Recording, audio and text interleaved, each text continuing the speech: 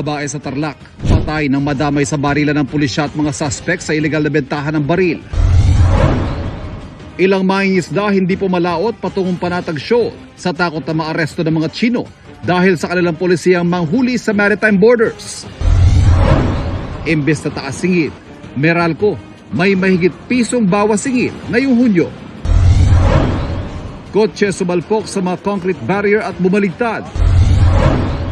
Pilipinas, kabilang sa listahan ng pinakamalalang bansa para sa mga manggagawa ng isang International Trade Union Confederation. Department of Labor and Employment bumuelta.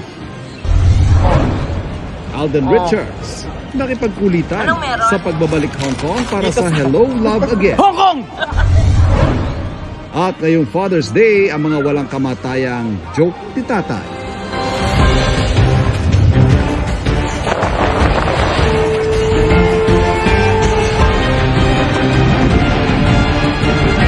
Nakatuto kami.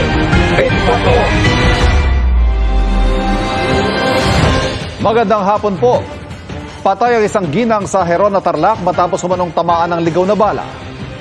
Nangyari yan sa gitna ng entrapment operation ng mga otoridad para masawata ang iligal na bentahan ng baril sa lugar. Narito po ang report.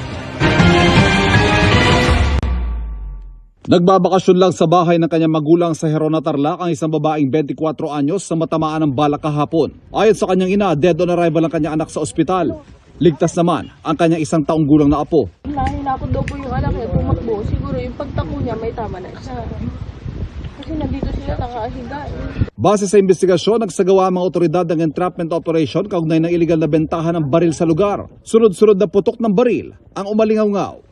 Naaresto ang isa sa mga target ng operasyon. Wala po akong alam, sir. Kasi magtatanim lang po ako ng palay.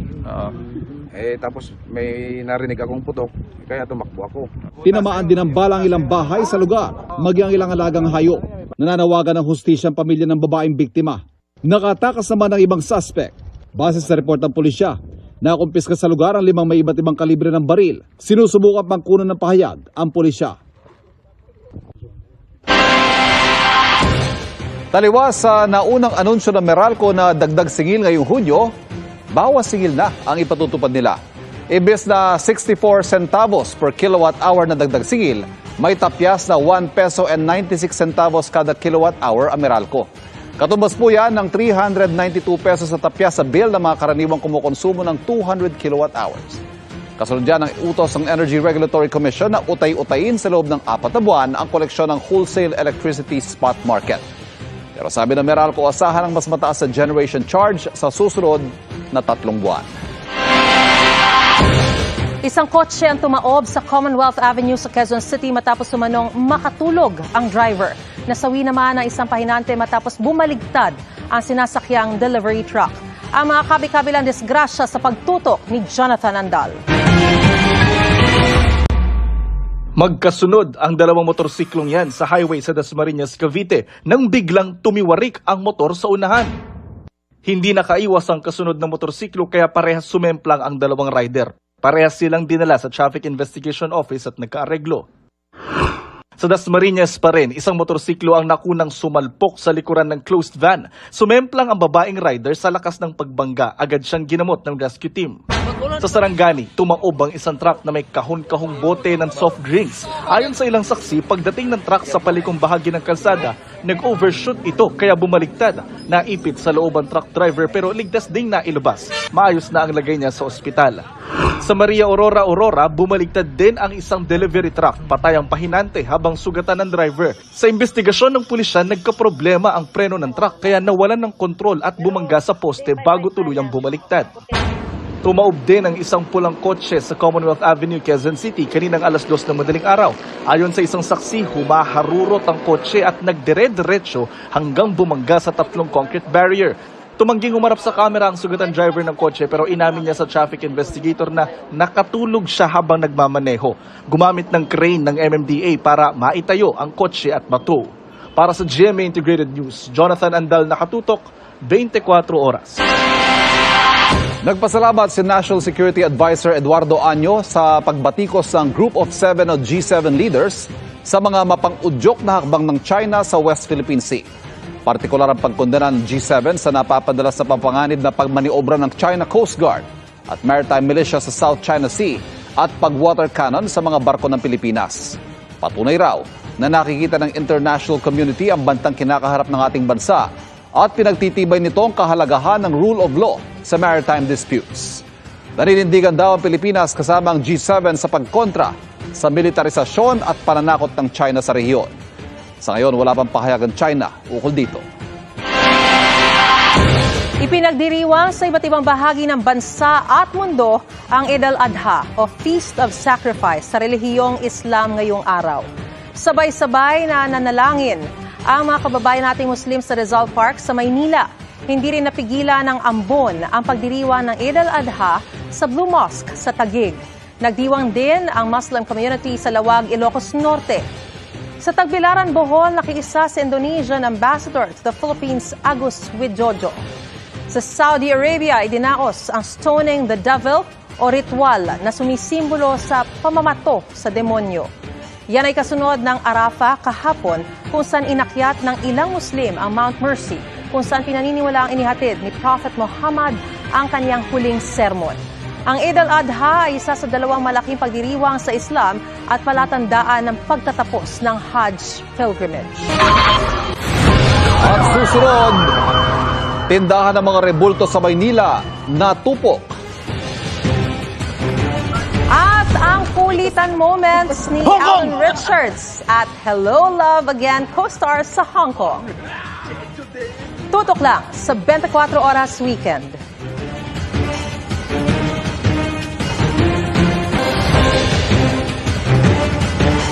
Hindi nakaligtas sa sunog ang isang tindahan ng mga imahen at religious items sa Tayuman sa Maynila. Nakatutok si EJ Gomez.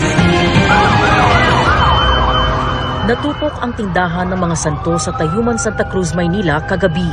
Nasa ground floor ng 2-story residential commercial building ang tindahan. Ayon sa mga nakasaksi, sa ikalawang palapag unang lumiyab ang sunog at ilang sandali lang nang kumalat ang apoy. Nung time na nasunog, sarado na yung store ng mga santo. May caretaker na 2. Tumawag na sila ng firefighter, tapos tinawagan din nila yung may-ari. Nabigla na lang po kami na may sumabog sa likod. Tapos pagtingin namin sa likod po, malakas na po yung sunog, ma'am. Ilang residente ang tumulong maghakot palabas ng mga panindang santo. Ayon sa bumbero, gawa sa kahoy ang istruktura at may kalumaan na, kaya mabilis na kumalat ang apoy. Ang ginawa po namin, inikutan po namin siya doon sa nearby building para po hindi siya mag-spread. And then pinasok po namin para maapula po kagad siya. 28 fire trucks ang rumisponde sa sunog na umabot sa first alarm at tumagal ng higit kalahating oras. Wala rin pong nasaktan. So far yung estimated damage po natin 150,000 po, more or less. Para sa GMA Integrated News, EJ Gomez, nakatutok 24 oras. Happy Father's Day mga kapuso! Karaniwang tigasin o tahimik ang naiisip nating reputasyon ng mga ama. Pero may sariling paraan din ng mga haligi ng tahanan para ipadama ang kanilang pagmamahal. Ang kanilang language of love sa pagtutok ni Mark Salazar. Anong love language ng mga tatay ninyo? Para sa mga nakilala naming tatay ngayong Father's Day, ipinadarama nila ang pagmamahal sa sakripisyong ginagawa ng tahimik at walang kapaguran. Ang 59 years old nga na si Tatay Esperidion, araw-araw nangangalakal para itaguyod ang mga anak. Sa gabi, gumagawa naman ng basahan para sa mga apo. Basta kahit lang ako para sa kanila, para sa apo ko. Hanggang kaya ko eh. Si Tatay Leonardo, kahit mag-80 anyos na, tuloy ang serbisyo para sa mga anak nang walang hinihinging kapalit. Kung mayroon, salamat. Kung wala, okay lang din. Si Tatay Abel naman na security guard sa Caloocan, ang love language, quality time. Sinusulit ang bakasyon kasama ang nag-iisang anak na si Shalani bago ito umuwi sa Cagayan. Minsan nga po pag nauwi siya, yung ano na siya, naiiyak talaga ako. Pero wala kasi magagawa eh. Hirap kasi ng buhay. Pareho rin ang sabi ng mga netizen, ang love language daw ng kanilang mga tatay, kulitan, pagluluto, bonding sa inuman, pati nga yung kahit simpleng tawagin lang silang anak. Ang mga bida nating tatay, kadalasan hindi natin napapansin ang mga paghihirap dahil hindi naman sila dumadaing. Pero kahit gaano katatag ang mga haligi ng tahanan, sabi nga'y tanggal ang angas nila kapag pinakitaan ng kaswitan ng mga anak. Kaya sa mga tatay, daddy, papa o airpat, Happy Father's Day! Para sa GMA Integrated News, Mark Salazar, nakatutok 24 oras. Nagse-celebrate ngayon ang 29th birthday si The Voice Kids Philippines coach Tel ng SB19. Pero bago yan, naghatid muna siya ng powerful vocals sa bagong single na Room. May bago ring single ang kanyang co-member na si Pablo. Yan ang chika ni Lars Santiago. Hope you're ready 'cause I'm gonna invade. Funky pop ang atake ng SB19 member na si Stel sa kanyang newest single na Room. Sa nirelease na music video, makikita ang tila pag-audition ni Stel na biglang nag-transition into a pop star. Powerful vocals at swabbing moves ang ipinakita ng The Voice Philippines coach sa kanyang Room showcase. Pagkatapos ng kaunting skit, live niyang pinerform ang bagong single kung saan naging bigay todo ang kanyang pag-indak. Influence na rin po ako ng musical, ng theater. So parang gusto ko po siya pagsamasamahin. Simula na rin ngayon ang ticket selling ng Ang Ating Tinig na 2-night concert ni Stel at Julian. Ang kanyang co-member na si Pablo, very supportive sa solo projects ng SB19. Tulad ni Stel, may new single si Pablo at nagpakilig at nagpaindak ng 18 sa Araneta City. Halos mapaiyak daw sa nakikitang pagmamahal ng hukbo ng tagahanga ng SB19 na 18. Kulang talaga yung salitang salamat tsaka mahal namin kayo para ipakita yung feeling or yung pakiramdam na naramdaman namin para sa inyo. Hanga daw niya sa pamamagitan ng kanilang kanta ay ma-inspire ang kanilang fans. Lars Santiago, updated sa Showbiz Happenings. Abangan! Trailer truck sumalpok sa bahay at tindahan sa Bataan. Mag-ina patay. Ang sagot ng Labor Department sa pagpasok ng Pilipinas sa listahan ng pinakamalalang bansa para sa mga manggagawa. At ang first public appearance ni Princess Catherine matapos ma-diagnose na may cancer. Tuloy-tuloy ang pagtutok sa 24 oras weekend.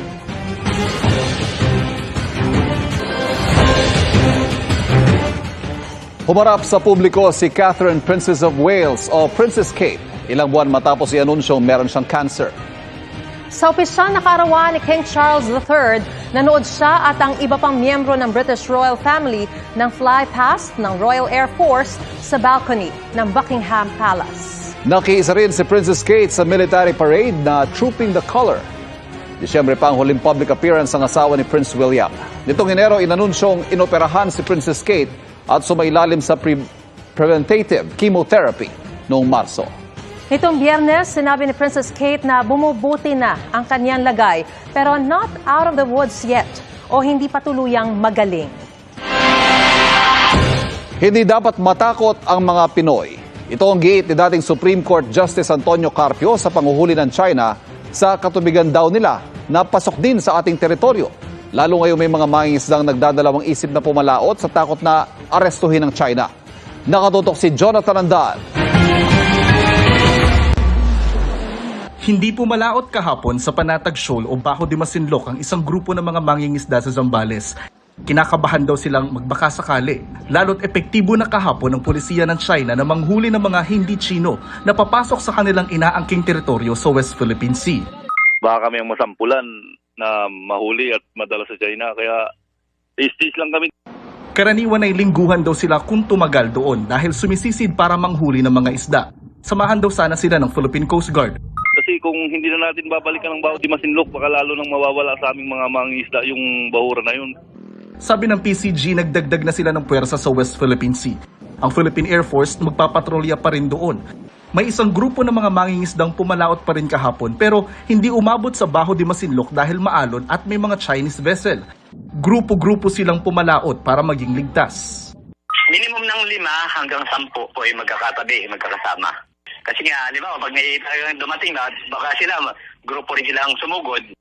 Pero sabi ni retired Supreme Court Senior Associate Justice Antonio Carpio, hindi dapat matakot ang mga mangingisdang Pinoy. Continue with your right kasi that's the only way you can assert your right. Pag natakot ka, talo ka. Tapos pag hinuli, akyat tayo sa tribunal, matatalo, sigurado talo sila, wala sa panalo. Ang Baho de Masinloc nasa EEZ o Exclusive Economic Zone ng Pilipinas.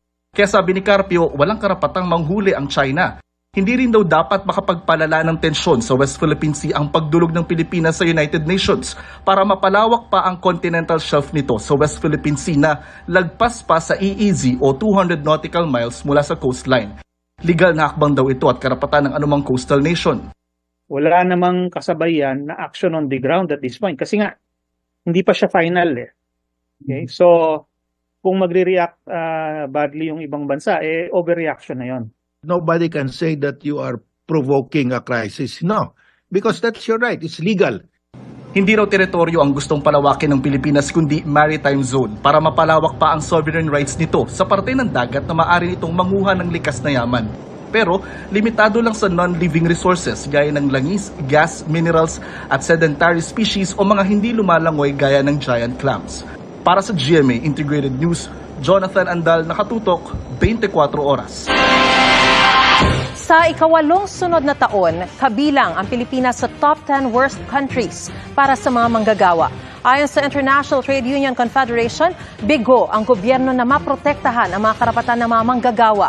Pinuna rin ang hindi umano pagkilala ng Department of Labor and Employment sa panre-red tag umano ng gobyerno sa mga nakikibaka at nagsusulong ng mga karapatan ng mga manggagawa. Sa panayam ng Super Radio DZBB, sinabi ni Labor Secretary Bienvenido Laguesma na hindi katanggap-tanggap ang rating sa ating bansa. Hindi raw nila ipinagsasawalang bahala ang mga kaso ng mga karapatan ng mga manggagawa. Napabilang pangaraw ang Pilipinas bilang miyembro ng governing body sa katatapos lang na International Labor Conference. Iginiit ni Interior and Local Government Secretary Ben-Hur Abalos na walang overkill sa pagsisilbi ng warrant of arrest laban kay Kingdom of Jesus Christ leader Apollo Kibuloy. Ay kay Abalos, pansamantalang nirelieve ang 3 opisyal ng PNP dahil sa operational lapses pero hindi dahil sa overkill. Ipaliliwanag at ilalabas daw nila ang nangyaring operational lapses kapag natapos ang investigasyon. Yung 3 nirelieve na pansamantalang opisyales ng PNP, they were relieved for some other reasons, particular on the operational lapses. Pero definitely hindi tungkol sa overkill. Pagpalampasin, pamamaril sa Parañaque, 6 na Chino, umano'y sangkot. Mag-ina, patay matapos sumalpok ang isang truck sa tindahan at bahay sa Bataan.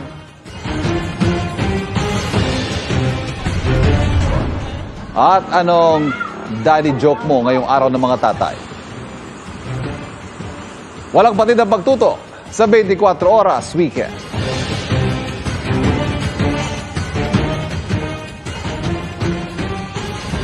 Sa week 1 to 4 ng Kapuso Big Time Panalo. Hanggang July 5, 2024 na lang pwedeng magpadala ng entries. Sa mga susunod na linggo, may chance pa kayong manalo ng daily at weekly cash prizes at 1 million pesos sa grand draw. Paalala mga Kapuso, mag-ingat sa fake news, pekeng social media accounts at mga scam text. Para sa official details at announcements, pumunta sa official na Facebook page at website ng GMA Promos.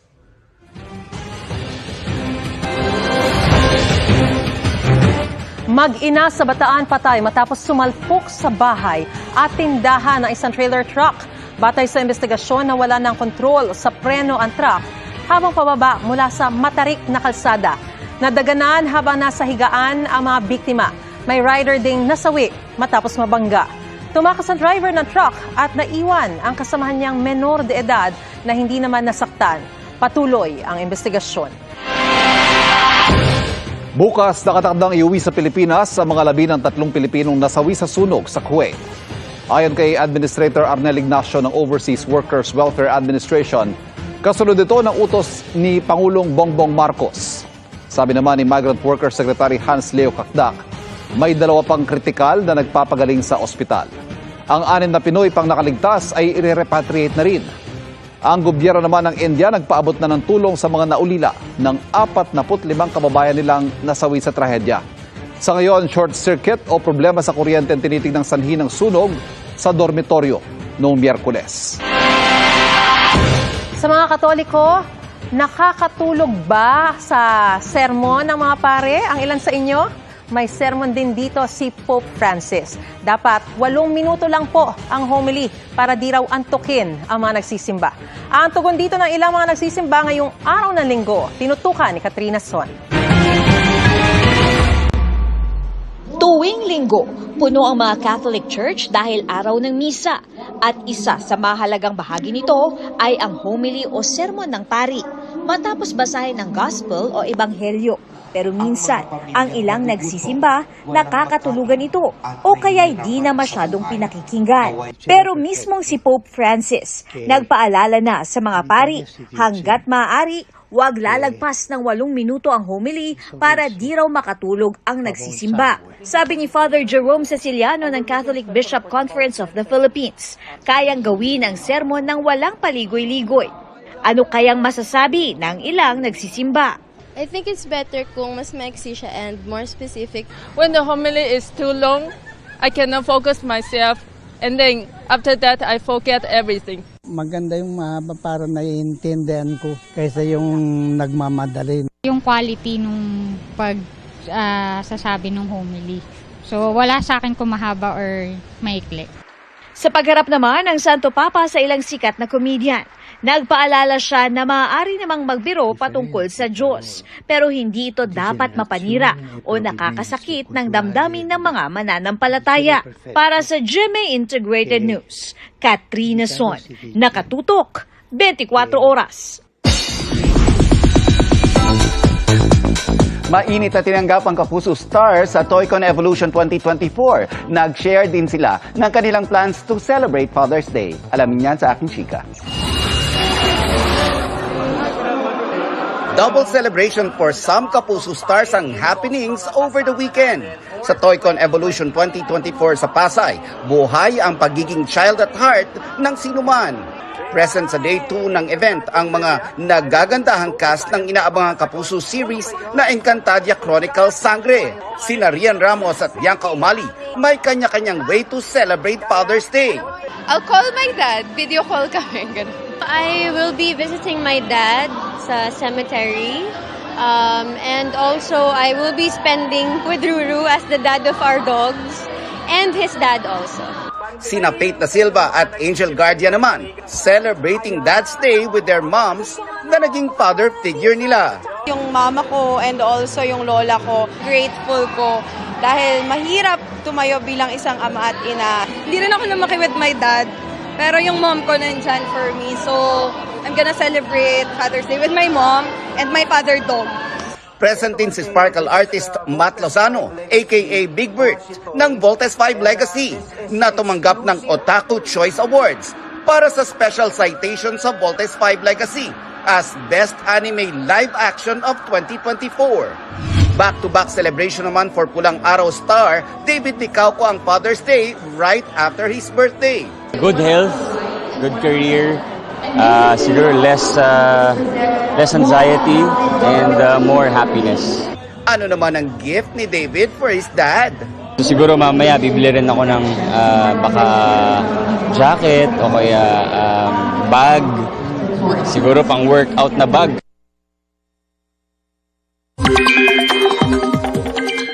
Mga kapuso, huwag mong kalimutan ang payong dahil patuloy na magpapaulan ang habagat sa kanlurang bahagi ng Southern Luzon at Visayas. Ayon sa Pag-asa, asahan ng kalat-kalat na ulan at thunderstorm sa Palawan at Occidental Mindoro. Panaka-nakaulan naman sa iba pang nalalabing bahagi ng Mimaropa Region, gayon din sa Metro Manila, Zambales, Bataan, Cavite, Laguna at Batangas. Localized thunderstorms naman na magpapaulan sa iba pang bahagi ng bansa. Batay sa rainfall forecast sa Metro Weather, posibleng makaranas ng light to heavy rainfall ang ilang bahagi ng Palawan at sa Mindoro provinces bukas ng umaga. Sa hapon, malaking bahagi ng Luzon ang inaasahang makararanas ng light to heavy rains. Sa Metro Manila naman, may tsansang umulan sa hapon. Inaasahan naman ang light to heavy rain sa Western at Central Visayas sa umaga. Habang sa hapon naman, posibleng ulanin ang Eastern Visayas.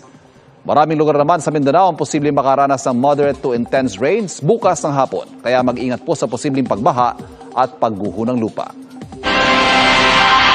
Simula July 1, magpapatupad ng no plate, no travel policy ang LTO sa mga tricycle sa Quezon City. May pangamba ang ilang tricycle driver na may mga temporary plate. Nakatutok si Nico Wahe. 2019 nang bilhin at ipasada ni Domingo ang kanyang tricycle sa Payatas sa Quezon City. 5 taon ang lumipas, temporary plate pa rin ang nakakabit dito. Sabi nila no plate available pa. Registrado yan, may papel ako eh. Problema lang, wala akong plaka. Sabi ng iba niyang katoda na wala pa rin plaka. Kasi wala naman po na binibigay ng LTO pa. Nung ilang taon na lang nakaraan, wala pa naman plaka. Sa akin, matagal na rin ito eh. Walang plate number. Pinarinyo ko to, sana bigyan nila ako ng plate number para. Pangamba nila baka maabutan sila ng pagpapatupad ng Land Transportation Office o LTO ng no plate, no travel policy para sa mga tricycle sa Quezon City sa July 1. Ipapilot run sa Quezon City ang mas mahigpit na pagpapatupad ng road safety at panguhuli sa mga pumapasadang kolorum. Na-address na raw kasi ng LTO ang halos 3,000 backlog sa mga plaka para sa tricycle. Ako, hindi ko na maalala kung saan ko kukunin yung plaka. Sabi ng LTO, sila na mismo ang magdidistribute ng mga plaka sa mga barangay sa Quezon City. Kapag nakumpleto na, lahat ng tricycle na ipinapasadang walang plaka ay ituturing na kolorum. Balak daw ipatupad ng LTO ang no plate no travel policy sa buong bansa, maging sa 4-wheel vehicles. Lalo't wala na raw backlog sa plaka para sa 4 wheels. Pero nagpapahirap daw kasi rito ay ang plate distribution process. Meron na tayo mga bibigyan ng penalty from fine to suspension of operations. Para talagang malaman nila that LTO is dead serious in implementing this guideline. Nananawagan din ng LTO sa mga car owner na kunin na ang plaka sa mga car dealer at ikabit na agad. Para sa GMA Integrated News, Nico Wahe, nakatutok 24 oras. Up next, Alden Richards balik Hong Kong para sa Hello Love Again. At ang mga daddy joke ngayong Father's Day. Non-stop ang pagtutok dito sa 24 Oras Weekend.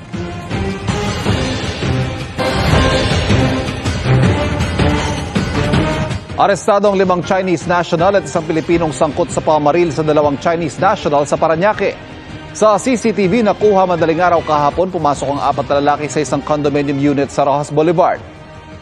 Maya-maya, 6 na silang lumabas mula sa isang kwarto at saka sumakay sa elevator at umalis sa gusali. Namaril pala sila noon ng 2 magkapatid na Chinese nationals. Isinugod ang 2 biktima sa ospital at stable ang kanilang lagay. Magkakahiwalay na inaresto sa Pasay, Parañaque at sa Clark, Pampanga ang 5 Chinese national at isang Pilipino. Batay sa investigasyon, may utang umano ang 2 biktima sa isang grupo ng Chinese nationals na nagpapautang sa casino players. 4 pa ang tinutugi sa mga otoridad. Kasama ang umano'y big boss ng grupo na Chinese national din. Batay sa kanilang paunang investigasyon, walang indikasyon na may kinalaman sa Pogo ang mga suspect.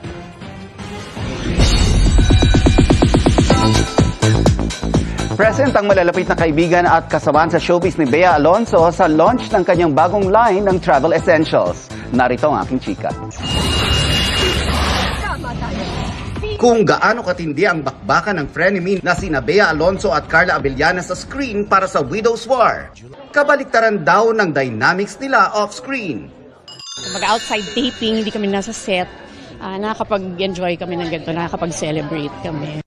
Ikinuwento yan ni Carla sa launch ng bagong line ng travel essentials business ni Bea, na dinaluhan din ng iba pa niyang friends at kasamaan sa showbiz. Kahit hindi pa raw tapos ang taping ng Widow's War, may mga nakakasa ng upcoming projects si Bea. I'll be working with Eric Mati and there's another one next year to be filmed abroad. I can't tell you yet.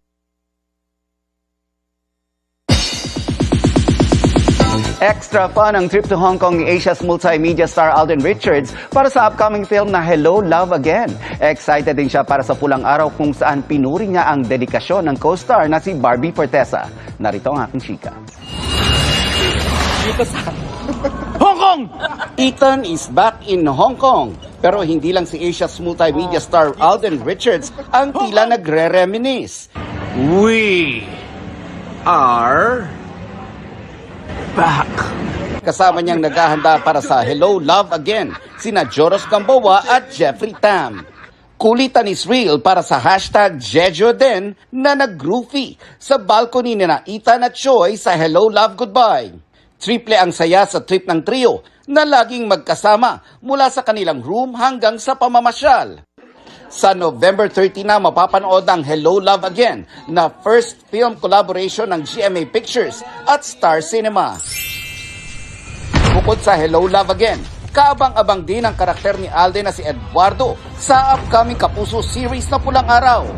Makakasama niya sina Barbie Fortesa, David Dicauco, Dennis Trillo at Sanya Lopez. Sa interview ng GMA News Online kay Alden, pinuri ng aktor ang dedikasyon ni Barbie sa pag-arte. Kaya kahit marami ang mabibigat na eksena, naging madali ang paggawa nito, lalo na't pareho raw silang passionate sa kanilang craft. I ask myself pinagdaanan talaga to? Meron ba sa mga kakilala ko na merong kamag-anak na dinaanan to? Parang napakahirap. I think that's where I get my emotions from when I do scenes Mapapanood na ang Pulang Araw sa online streaming platform na Netflix on July 26 at sa GMA Prime simula July 29. Sabi nga nila, kung anong puno, siya ring bunga. Ganyan ang ilang pamilya na sinundan ang yapak ng kanilang padre de pamilya sa propesyon at sa pangalan. Yan ang tinutukan ni Bernadette Reyes. Eto si Bonifacio Luna III, ang kanyang tatay, junior ng kanyang lolo Bonifacio. At ang kanyang anak na si Fordy, ika-4 na henerasyon na ng kanilang pangalan. Hango raw ang kanilang pangalan sa ating mga bayani. Pero hindi lang sila sa itsura at pangalan nagkakaparehas. Pinagbubuklo din sila ng musika.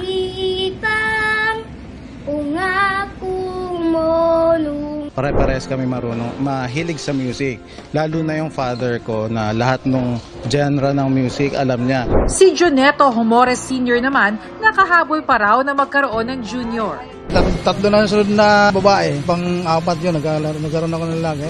Ang magamang Cesar at Lemel naman, hindi man magkapangalan, parehas naman ang piniling karera bilang engineer. Proud ako noon na na-impluwensyahan ko siya dun sa sa ganong direksyon. Pareho rin sila ng interes sa pagmumotor. We're mimicking our parents But thank you dun sa impluwensya mo as an engineer kasi I'm happy what I'm working right now. Ito yung gusto ko. Daddy, Papa, Tatay, ano man ang tawag sa ating mga ama, marapat na bigyan sila ng pagpapahalaga para sa kanilang hirap at sakripisyo sa pamilya. Para sa GMA Integrated News, Bernadette Reyes, nakatutok 24 oras. Corny man sa pandinig ng ilan, benta ang dad jokes sa kanilang mga anak. Ang ilang netizen na pa, wala kayo sa tatay ko at proud na ibinida ang paboritong funny banat ng kanilang ama. O ito, Pars Evan. Sige nga. Sinong artista ang pinakasikat? Sino? Eh di, sikat siya po. Ito naman, Mars Maris. Ano? Anong tawag sa kambing na maliit? Ano? Eh di, kapirang goat. Hirit ng isa pa. Ang tawag ba sa pipino pag naupuan? Pipina? Pwede naman. May isa pa ako. Oh, sige. Go. Anong insekto ang walang gilagid? Ano? Langgam. Thank you kay Nestor Corrales. Habay man o wali, tiyak na maghahatid yan ng ngiti ngayong espesyal na araw para sa kanila. Wala nga diba? namang gums, di ba? Walang gums. Dad joke yan ha. Yan po mga balita ngayong weekend mga kapuso para sa mas malaking misyon at mas malawak na paglilingkod sa bayan. Ako po si Ivan Mayrin. Ako po si Mariz Umali mula sa GMA Integrated News, ang News Authority ng Pilipino. Nakatutok kami 24 oras.